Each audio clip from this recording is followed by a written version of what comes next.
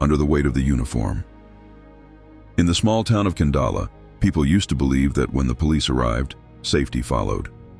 But over the years, that belief slowly died. The uniform that once meant protection had become a symbol of fear.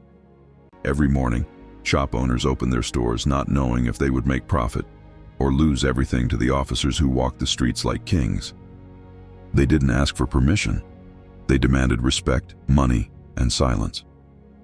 On a hot afternoon, Samuel, a carpenter known for his honesty, was on his way home when a police truck stopped beside him.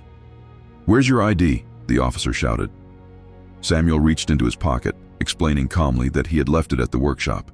Before he could finish, an officer grabbed him by the collar and slammed him against the truck. "You think we're playing with you?" another officer barked.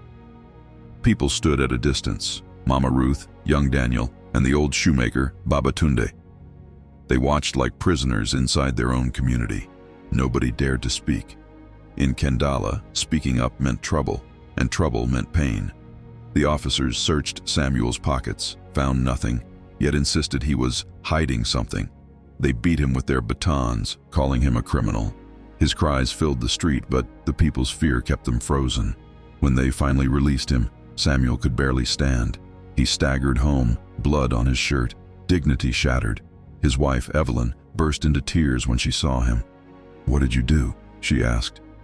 "Nothing," Samuel whispered. "That's the problem. I did absolutely nothing."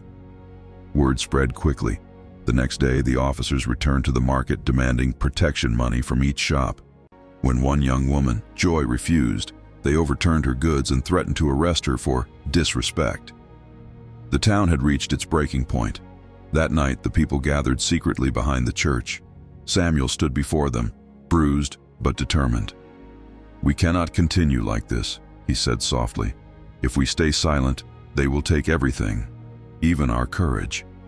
For the first time in years, the people agreed. They wrote petitions, contacted journalists, filmed abuses, and sent evidence to human rights groups. At first, the police tried to intimidate them, but this time, the town did not back down. Weeks later, the corrupt officers were removed from duty. Some were arrested.